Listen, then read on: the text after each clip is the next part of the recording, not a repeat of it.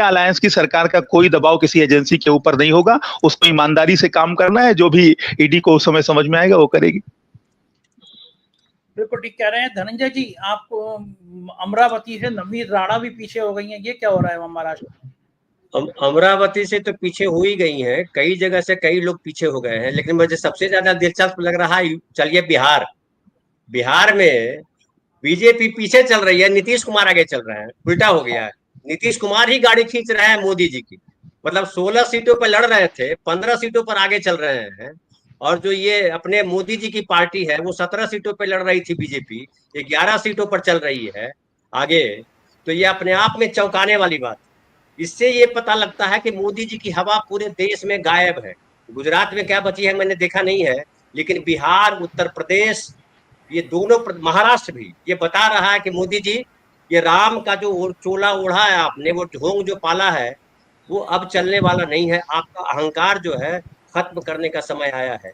लेकिन मैं कहूंगा कि सबसे ज्यादा मुझे ये लग रहा है कि हम लोग जो सोचते रहे, देश की जनता की आवाज बनते रहे, हम लोग लगातार लड़ते रहे। जितना हम लोगों ने लड़ा है, जितना हमें लगता है कि पार्टियों के लोगों ने नहीं लड़ा है, चाहे लक्ष्मण भाई हो, चाहे आप हो, चाहे हम हो, अजय भाई हो, सारे जो हमारे साथी दिख रहे हैं, सब हम लोग आज से लड़ रहे हैं। और हम लगातार कह रहे हैं, जब कांग्रेस पार्टी भी नहीं लड़ रही थी, जब समाजवादी पार्टी भी नहीं लड़ रही थी, जब तेजस्वी भी नहीं लड़ रहे थे, तब हम लोग लड़ रहे थे। आपके चैनल पे हमने प्रवक्ताओं को कहा था कि आपसे ज्यादा तो हम लोग लड़ रहे हैं। इसलिए लड़ रहे थे कि हमको किसी पार्टी से लेना देना नहीं, हमें अपने बच्चों के भविष्य से लेना है। हम जिन सपनों का भारत देखते रहे, पढ़ने के बाद हमने जिस तरह का देश देखा और जो सोचा, उसकी बात कर रहे हैं।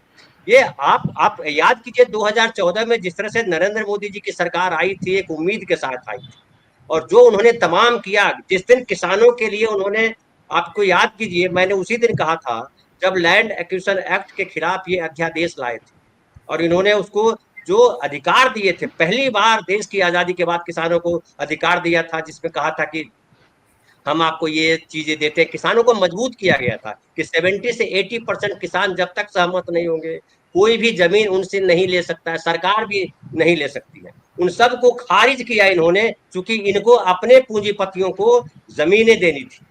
किसानों के साथ जो इन्होंने किया 13 महीना, वो किसानों ने इस बार जवाब दिया। किसानों ने अगर जवाब नहीं दिया होता तो हमें ग्लानि होती कि हम किसान के बेटे, हमने क्यों नहीं देश को बचाया। तो ये बड़ा सवाल था। किसान और मजदूर जो कोरोना काल में मजदूर सड़क पे चले, जो आज अभी देखिए, अभी कुछ महीने पहले जो गर्मी की छुट्टी हुई, 1 महीना पहले, और जिस तरह से यूपी बिहार की ट्रेनों में लोग भर के गए कि 3rd AC और 2nd AC में भी जिन्होंने रिजर्वेशन कराया था उनको जगह नहीं मिली बैठने की, इतनी भीड़ घुस गई।